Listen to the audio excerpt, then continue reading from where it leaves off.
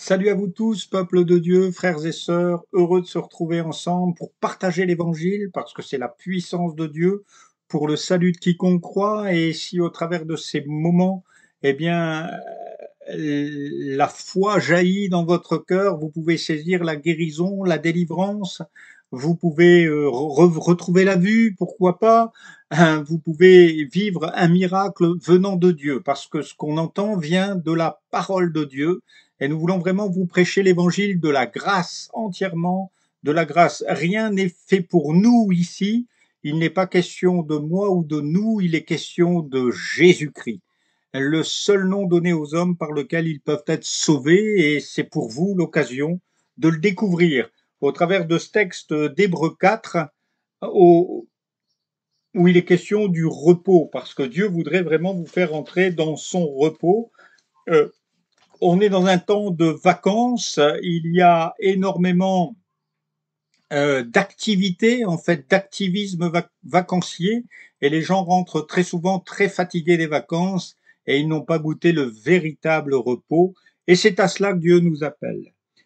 Hébreux 4. Craignons donc, tandis que la promesse d'entrer dans son repos subsiste encore, qu'aucun de vous ne paraisse être venu trop tard. Je ne lirai pas tout Hébreux 4, il va s'afficher sous vos yeux, vous pourrez le découvrir au fur et à mesure de ces instants que nous allons partager ensemble. Le repos est un besoin fondamental. Depuis la création du monde, depuis Genèse, la Bible commence par il y eut un soir et il y eut un matin. En fait, les journées pour Dieu commencent le soir où nous nous couchons. Quand nous nous endormons, quand nous prenons notre dernier repas en famille, nous entrons dans le repos de Dieu, et nous avons besoin d'un bon et tendre repos avant de commencer nos activités. L'homme a été créé le 6e jour, selon le livre de la Genèse. Vous pouvez retrouver tous ces textes aussi facilement. C'est au tout début de la Bible. L'homme a été créé au 6e jour. Il n'y est pour rien dans ce qui a été fait. C'est Dieu qui a créé les cieux, la terre, les mers, les océans, les oiseaux du ciel, les animaux. Tout a été créé par lui, pour lui et en lui. Il est le chef de toutes choses. Tout a été fait par lui. Et c'est vraiment une bénédiction que l'homme soit fait le 6e jour.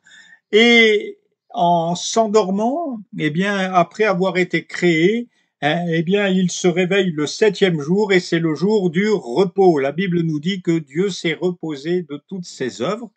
Et bien sûr, là, l'homme n'avait rien à faire qu'à vivre et savourer, eh bien, tout ce qu'il y avait autour de lui. Il a pu toucher à tout ce qui existait, à voir et contempler toutes les merveilles que Dieu avait créées, en fait, pour lui, pour qu'il soit heureux et éternellement comblé de tous les biens, de toutes les choses extraordinaires dont Dieu avait fait fleurir cette terre.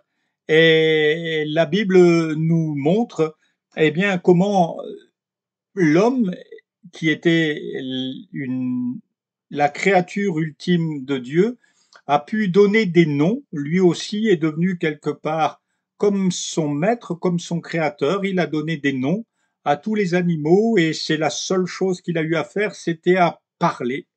Et la Bible nous montre que quand Dieu a créé, c'est pareil. Il n'est pas venu jouer avec des cailloux, des tas de sable, non. Dieu dit et la chose est.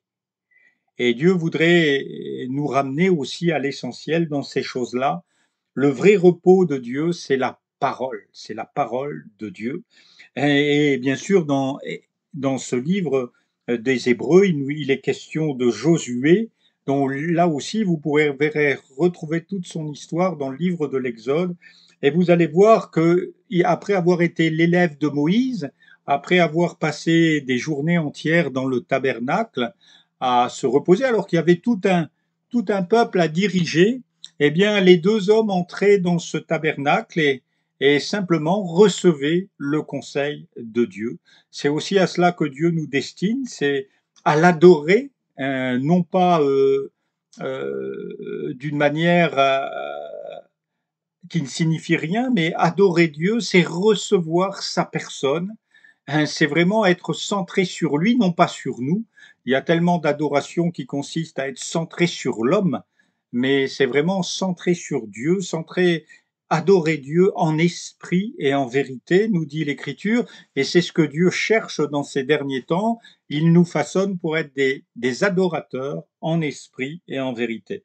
Et ce vrai repos, il se vit dans la parole, il vient de la parole, et c'est ainsi que ce Josué dont je vous parlais, eh bien, il lui fut dit, médite la parole jour et nuit, c'est alors que tu auras du succès dans tes entreprises.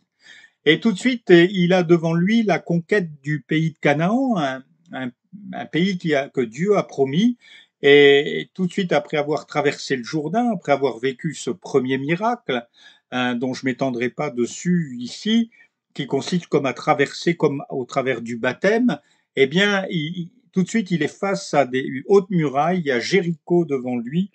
Et comment faire? Ce peuple est sorti du désert, il n'a jamais fait la guerre. Et il va rencontrer, ce Josué en question va rencontrer l'ange de l'Éternel, avec qui il aura certainement une conversation assez longue. Et voilà qu'il va se retrouver avec, non pas avec une armée puissante devant lui, mais Dieu va lui ordonner de faire 7 fois le tour de la ville, sans dire un mot, enfin 6 fois le tour de la ville sans dire un mot. Et au 7e tour, eh bien, il va demander à ce que le peuple entier pousse un cri de joie et les murailles vont s'effondrer devant eux. Alors on voit que les combats que nous avons à mener, eh bien, si nous les remettons à Dieu, si nous entrons dans son repos, eh bien, c'est ses combats, c'est lui qui les mène et la victoire, bien sûr, est assurée. Euh, Tout de suite après Jéricho, il y aura la ville de Haï et malheureusement, on voit que au lieu de se reposer sur l'Éternel, au lieu d'entrer dans le repos de la parole, il va partir tout de suite pour faire la guerre à ce petit village. Et malheureusement, là, ce sera la défaite. Pourquoi? Parce qu'on n'a pas eu le temps d'entrer dans le repos. Et bien souvent, il y a les défaites devant nous parce qu'on n'a pas tenu compte de la parole de repos que Dieu nous a dressée. Et c'est comme une épée à 2 tranchants. Elle divise la moelle et l'esprit. Bien sûr, Dieu est esprit. Il veut que nous l'adorions en esprit. Il est capable de faire au-delà de ce que nous pensons et imaginons. Toute la parole de Dieu est faite de miraculeux, de choses où c'est Dieu qui est intervenu. Et il veut aussi le faire dans l'Église de Jésus, bien sûr. Et il est celui qui conduit les signes, les prodiges, les miracles. Il est celui qui opère des merveilles au milieu de nous, qui guérit les malades, qui renvoie libres les captifs. C'est le repos de la parole et le deuxième repos, c'est le repos de la foi. Aujourd'hui, si vous entendez sa voix. La foi, c'est aujourd'hui, c'est pas celle de demain, c'est pas celle d'hier. Vous ne pouvez pas faire une provision de foi comme la manne dans le désert. Et il faut chaque jour, en fait, eh bien croire que Dieu a fait pour nous des merveilles. Et puis non seulement les croire, mais les vivre. Après ces 40 ans dans le désert, à quoi ont-ils été formés? Ils ont été formés simplement à obéir. Voilà. Et la Bible dit qu'ils ne sont pas entrés dans le repos à cause de leur désobéissance. Et il est question ici de l'obéissance de la foi. Qui a cru? Qui a cru? Dit l'Écriture. Il s'est élevé pour nous comme une faible plante. Qui, de nos jours, ose croire que ce Christ crucifié il y a 2000 ans est capable encore aujourd'hui de pardonner nos péchés? Il s'est élevé comme une faible plante. Comment ça? Ce Jésus, mais il a été crucifié par les Romains, on n'a fait de lui aucun cas, et encore à l'heure actuelle, plus personne n'en fait grand cas. Et pourtant, il s'est chargé de nos maladies, il a pris nos péchés et il est là aujourd'hui pour vous communiquer la foi. C'est aussi ce qui s'est passé avec un certain Thomas, qui avait entendu parler une dizaine de personnes, qui avaient dit, mais Jésus est ressuscité, il nous est apparu. Et cet homme qui avait pourtant marché avec Jésus pendant de longs mois, eh bien, a dit, bon, moi je croirai que quand je mettrai ma main dans son côté et quand vraiment je le verrai face à face. Et quand Jésus lui apparaît, il dit, mon Seigneur et mon Dieu. Voilà. La foi vient de ce qu'on entend de la parole de Dieu et nous voulons vous inciter et vous communiquer la foi la foi vivante, non pas en ce que nous croyons, mais en la révélation du Christ qui s'est révélé à nous comme étant vivant, de mort qu'il était bien plus, il est ressuscité. Et enfin, c'est le repos du trône. Vous avez lu dans ce texte et qui s'est affiché devant vous, ou qui s'affiche devant vous, que nous avons un libre, nous approchons avec assurance du trône de la grâce pour être secourus dans nos besoins. Nous pouvons nous approcher de Dieu maintenant avec assurance, puisque nous ne sommes pas ses ennemis, mais il nous a réconciliés avec lui-même au travers du sang, plus encore dans sa résurrection, puisque le Christ est ressuscité, il est maintenant assis à la droite de Dieu et il intercède pour nous, il plaide en notre faveur pour nous secourir dans nos besoins. Et il y en a des besoins, il y a des besoins pour vous, il y en a pour moi.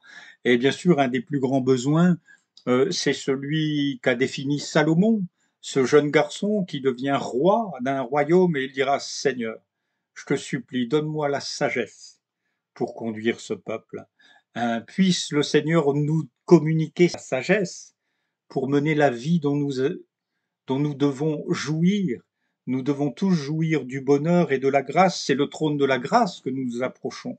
Non pas de la culpabilité, non pas de l'accusation, mais à ce trône, nous pouvons obtenir miséricorde. Nous pouvons être secourus dans tous nos besoins. Et Dieu connaît nos besoins avant même que nous lui demandions, mais nous pouvons lui demander avec assurance, nous approcher d'un Père, non pas d'un Dieu avec une barre de fer à la main, non pas un Dieu tortionnaire, mais un Père qui veut nous chérir, qui veut nous secourir dans tous nos besoins et nous faire entrer bien, dans sa présence. Je prie maintenant pour vous, afin que vous puissiez vous approcher avec assurance du trône de la grâce et enfin entrer dans ce repos, puisque tel il est, Jésus, tel nous sommes, et la Bible le décrit comme étant assis à la droite de Dieu, et il veut aussi que, au lieu d'être tourmenté par nos économies, par ce qui se passe en France, en Europe, par la guerre, eh bien, nous entrions dans son repos. Il sait tout, il voit tout, il dirige tout, il peut tout, et c'est encore lui, malgré ce que nous voyons sur la terre des hommes, c'est encore lui qui règne. Tout pouvoir, a dit Jésus, m'a été donné dans les cieux et sur la terre. Il a tout pouvoir et il voudrait tellement, bien, vous faire approcher du trône de la grâce et vous secourir dans tous vos besoins. Je te bénis, Seigneur, je te loue pour cette parole, afin que beaucoup entrent dans ce repos de Dieu. Beaucoup n'y sont pas entrés, ou alors ils croient qu'ils doivent y rentrer par leur mérite, mais c'est uniquement par grâce. C'est toi qui nous fais entrer chez toi, nous ne pouvons pas. Mais tu nous as donné une libre entrée dans ce sanctuaire.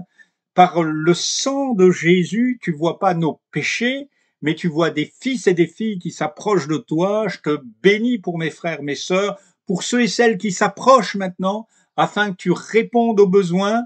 Seigneur, qu'ils puissent, s'ils sont malades, mettre la main sur l'endroit du corps qui est malade et recevoir la guérison, être assis avec toi, guéri par toi, touché par ta main puissante. Que ton nom soit béni, Jésus. Amen.